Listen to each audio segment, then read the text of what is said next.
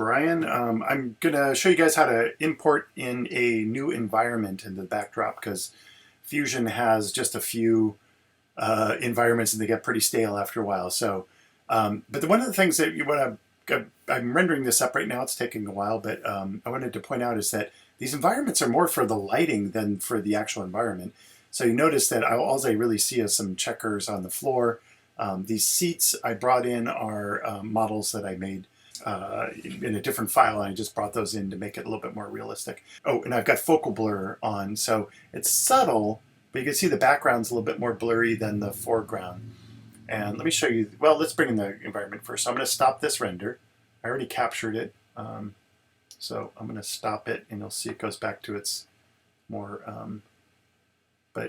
I loved my ketchup. I thought this was pretty cool. Let's see if this will render up really quick right now.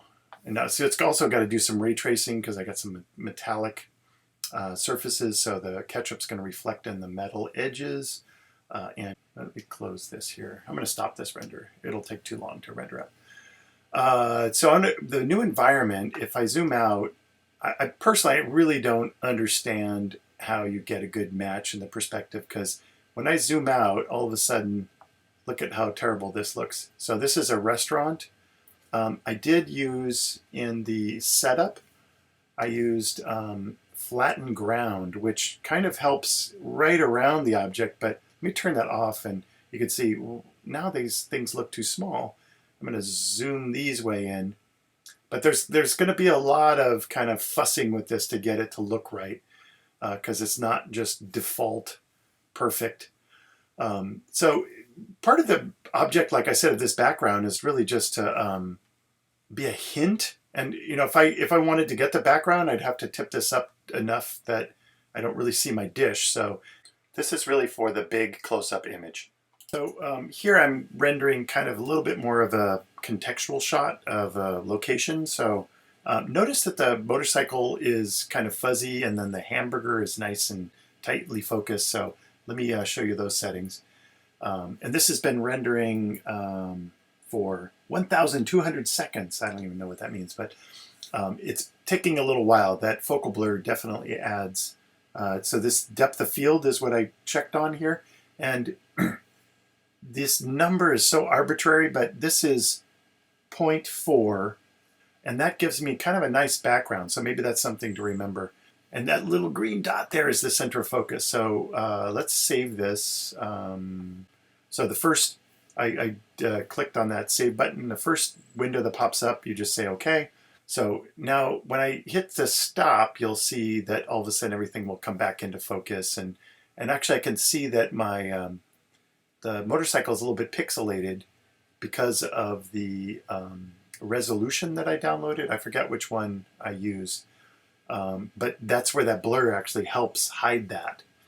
So, and maybe if I chose a different focal length and zoomed in further, you can really see it getting pixelated now.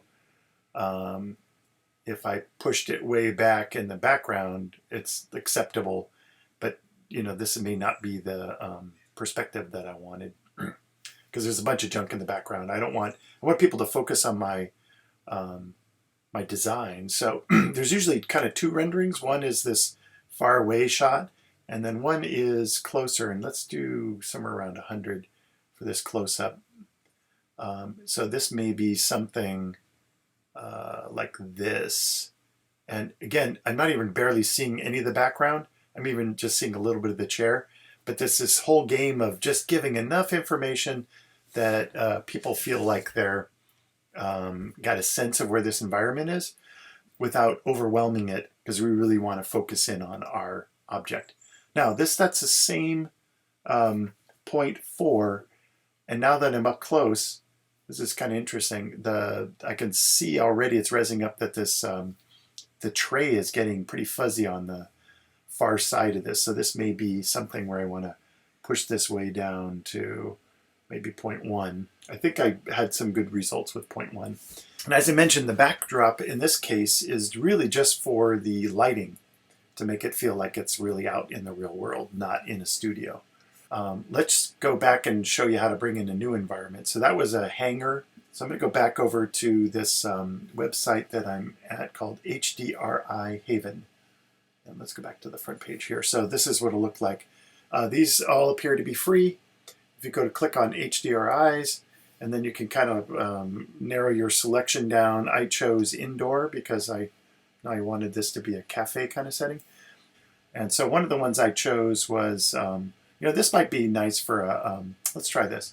So this is a outdoor market. So scroll down here, and I'm going to do two. I'm going to do this 16K, and it goes to my downloads folder, and then I'm going to do this 8K tone mapped, which I don't actually know what that means. So I'm going to try these out. And then in these each of these environments, they show you what other people have used it for. And this is a good example. Like you can see this one here. You don't see any of the environment. It's just the lighting. But here again, we're looking down, so all we're seeing is a little bit of the cobblestones. So it's really a kind of creative challenge to figure out the backdrop for what you're using. So those went down to my downloads folder. They're still downloading. So let's go back into here and bring in a new environment. So this is rezzing up. It's probably okay, but again, I can't wait this whole time to watch the whole thing. I'm going to show you, I did this earlier it crashed, so I'm going to see if I can do this again. If I want to render in the cloud, if I click on this thing that says render, it's got a little teapot, and 4:3 presentation for my slideshow. And then I chose final, and this says it's 7 credits, but if you're a student or educator, this credits don't really apply. It says it's going to take 10 minutes. I'm going to go ahead and render this. And I'm going to go look down on the bottom here. This is a render I did earlier. And let's double click on this, and I think it will take me to so it's downloading it now. So it finished rendering in the cloud, which means it's not using my local computer CPU processing power. It's rendering it out on their servers, so it's just kind of nice. And here is that render that I did earlier. It's not that quick, so I think that took 20 minutes, and so let's see how long this will take. So let's bring in a new background. So we're going to go stop this render, and I'm going to go to my scene settings. And here's where I chose in this particular case, my resolution. So I chose 4:3 presentation. I chose the depth of field. If I click on this, it comes up with this warning. You can just ignore that. And there's a little green dot that shows you what you're focusing on. So I can click on anything in here. Usually you want something that's going to be a good center of focus thing. So in this case, I might choose my hamburger. This is okay. The glass is getting cut off. So it's okay that it's not rendering up in full resolution. And then it's going to fade out in softness as it goes along. But we're going to change our environment. That's what this whole point is about. So right now I've got this hangar environment.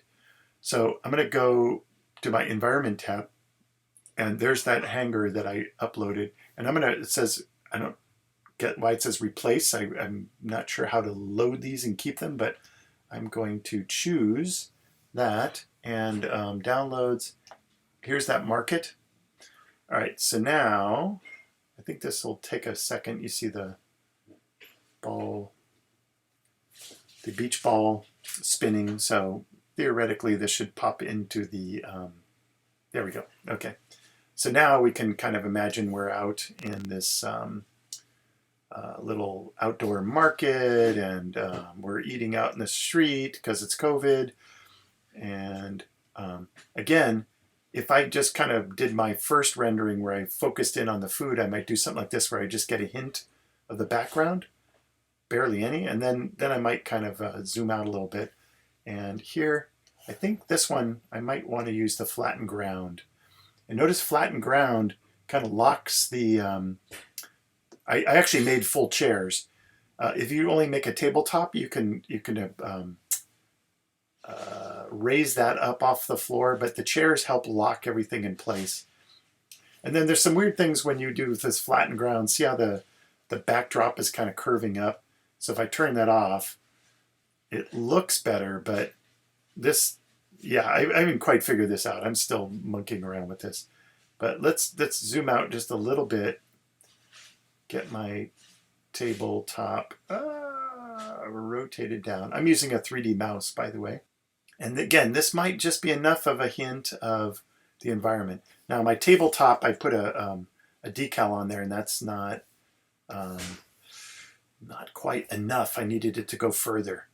So if I were going to do this, I would probably get a better map on that. Part of this is just this kind of visual game of trying to make this look good. And so first step is actually kind of getting your table set up. And then the second step is move your environment around. And like I said, that gets a little dark over there. But I can also adjust the lighting. Oh, there's a little alleyway there. So let's just, there was something kind of nice about that. And this looks a little bit dark, and here's where the brightness, I can actually brighten this up a little bit to make it look less gloomy. And I'll close that, and let's zoom out just a little bit more. Get some more of the chairs in there. I don't like this big sign in here, so that's not great. And I noticed my smoke, which is highlighted in blue, I didn't make it long enough, so I'm going to bring this up just to cut it off a little bit. And maybe that's going to be enough to kind of feel like it's a European cafe. And let's see what happens here. I paused here because I kept on crashing, and I think I realized the problem. The 16K environment is causing Fusion to crash. So I'm going to try the 8K version, see if this will, literally it will just freeze up and I have to restart Fusion. So I'm downloading that version. And meanwhile, jump back into Fusion. So I took that background out, and now let's see if I put the 8K in version, if it works this time. So let's go into this environment library, attach custom canvas, and now I'm going to go to my downloads because I believe that's where that was downloading. So here's the 8K version. So let's open that up.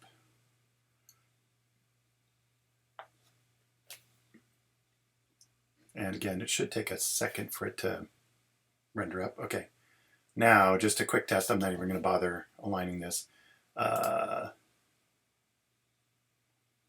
Yes. Okay, so it does look like it's rendering. That's good. So don't download any 16K environments unless you figure out, maybe I don't know exactly what the problem is, but this appears to be working. So that's great news. All right, so I'm going to stop this just for a second and adjust because it's, like I said, it's pretty dark. I don't mind this little street kind of cobblestone-y thing in the background. Oh, and one other thing I was going to do, let me cancel this for a second. I kept on running into this problem with this table decal not being long enough. Table, there should be a folder here, decals. I'll open it up, and I guess there's just one, which is this, it highlights. And I'm going to edit that, edit decal. I'm just going to make it bigger. It doesn't really matter the scale of it. So I'm going to grab that little corner thing and just stretch it up a little bit and then push it further up until it runs out. And then go back just a tad. And that'll give me the kind of room to play around. And the other problem I was having was my smoke. And let's go back in now into the design environment. And I could go back, way back, and edit this in the sculpt environment, but I think I'm just going to stretch it out and scale. And so scale will give you either just this one giant scale, or I can click on non-uniform, and then I'm just going to scale the height up so it'll go off the image. Now let's go back to render. And then the last thing, now I can see my smoke very faintly going up there. The table gives me some more room, but it's still too dark. So I'm going to go back into my brightness here and turn up the brightness. So this looks a little less dark. And let's see, we got ground planes on, flattened ground is on. I could do reflections. You're not going to see much of it. It'll make it look like the ground is wet. So maybe I'm not going to do that. Focal length. Here is kind of where if I zoom out, I get more background. If I zoom in, I get less. Let's try kind of something a little bit more This actually looks kind of cool. I like that little grate back there. It's kind of a little subtle detail. My glass is too big, so I'm cutting part of it off just so it's not so obvious. I still have my center focus in the on the hamburger, and so now I'm going to go ahead and render this. And one thing I noticed also is that I can render here, but also choose local over here instead of to the cloud. And I guess I'm assuming that will allow me to keep working even though I'm rendering. I'm not really sure the difference between the two is, but so the local rendering may be, I'm going to actually render this smaller just so it'll go faster. Let's go, so 500. And we'll do local. And then this is going to drop down into this weird little little thing down the bottom here. The one thing I noticed though is that this allows me to do transparent backgrounds, which is kind of cool. I didn't think that I could do that. So PNG, well, I'm going to render it just as it is first. Like I said, it's kind of small, so let's see if we can do that. And then hopefully we could set up a second render after that one's going, and then I'll render both of them. So it takes a minute for it to think of what it's doing, and you should see a little box appear down on the bottom. It goes. It says local rendering started. So question is, we should see a little blank window down here, but let me see if I can do an additional render. So this one may be a little bit more contextual. Here, let's pull out till I get the edge of the table. And I can see my smoke. I'm just trying to rise that up there. And now let's try that transparent option, because then the kind of cool thing, it's a little hard, but you can adjust the background. So, and now I see that little box going down there in the corner. And so this time I'm going to say transparent. Come on, transparent. And let's just, for a change, let's do cloud render. We'll say final. We're going to keep this small again, just again for, it says 1 credit required. I don't understand the credits. Okay, so now you can see there's some more renderings down at the, I waited a minute, but here's the first one, which it's kind of interesting. The local render seems to have a more kind of grainy effect to it. This like renders up at a higher resolution. I actually like a little bit of grain. It looks like a photograph, but when you like this, then just go to the download, and this will download it somewhere. So in my downloads folder, fine, I could rename it, but and I noticed oh, there is some post-processing tools. So this is not supported. Let's open the other one. I think I could just tab over now that I've got to, yeah, so this is the one I rendered. Oh, I thought I did transparent background, but it doesn't seem to have done it. So, oh, here we go. So I can turn on that transparent background. Not sure. I'm going to do TIFF. And we'll download that.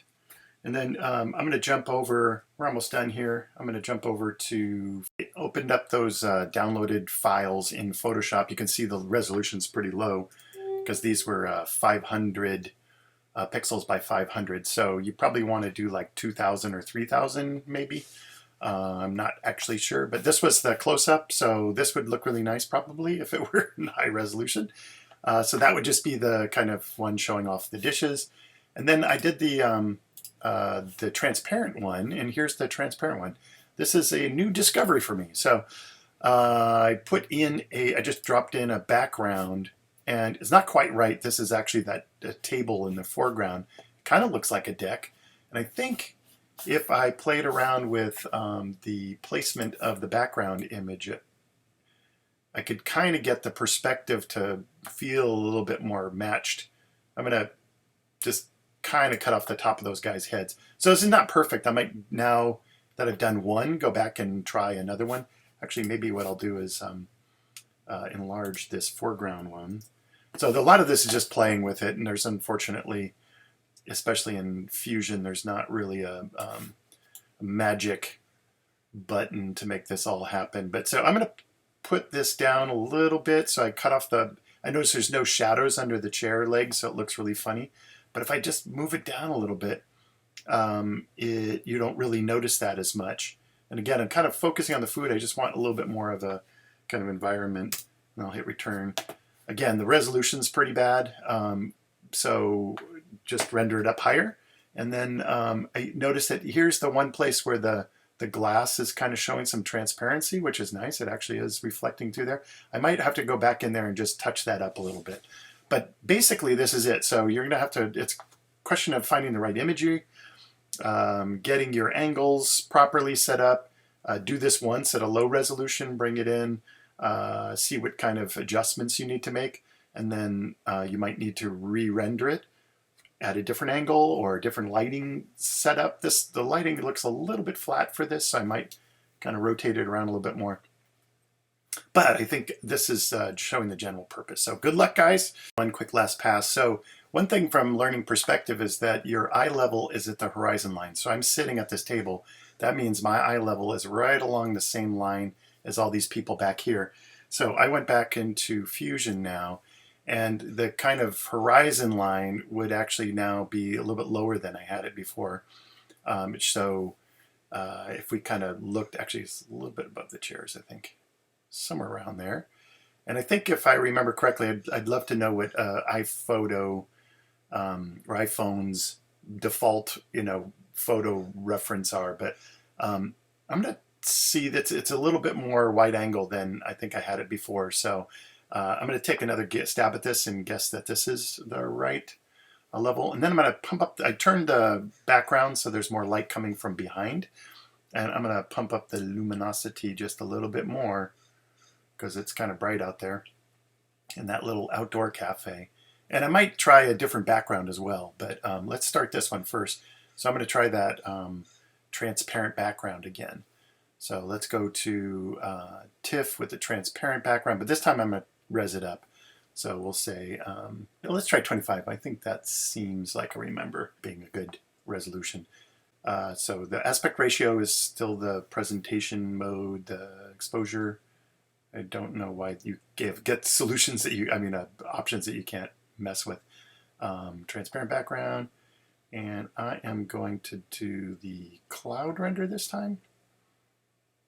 Oh no, as I remember, the cloud render doesn't let you do the transparent, so you got to do local. And I'll pause this while this is rendering up. Decided to change the orientation of the table and kind of focus more in on the food. I moved the glass over and actually shrunk it a little bit. I'm doing a local in-canvas render just to kind of check the lighting. I changed the background too, because this one looks a little bit more outdoor, uninterrupted sunlight, which that outdoor cafe is. So this is just a test. I can see the smokes work and everything. So now I'm going to go back and actually render it. So I'm going to hit the render button, and let's see if this works again. And I noticed I did a test. I think I said 2500. That was way too big. It was going to take like 3 hours to render it. So first I'm just going to do another 500 pixel render, and that's by 375. That's a result of the kind of aspect ratio that I pre-chose, this 4:3 presentation. TIFF, uncompressed, transparent background, local, standard. Actually, I think, let's try this. So this should go pretty quick. And then I'll do a quick test, and then if it looks good, I'll render it up bigger. Okay, so if you see down little thumbnails here, here's my latest one. It's always the first one. Double click that to open it. I will download it. This time it doesn't show up the transparency, but it actually checked it works. And now I'll jump over to Photoshop and see if I can open that.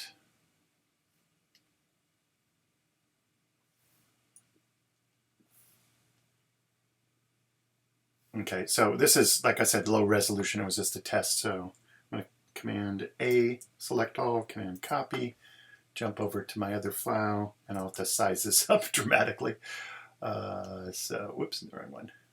So Command T, and like I said, this is going to be very fuzzy. It's just a test.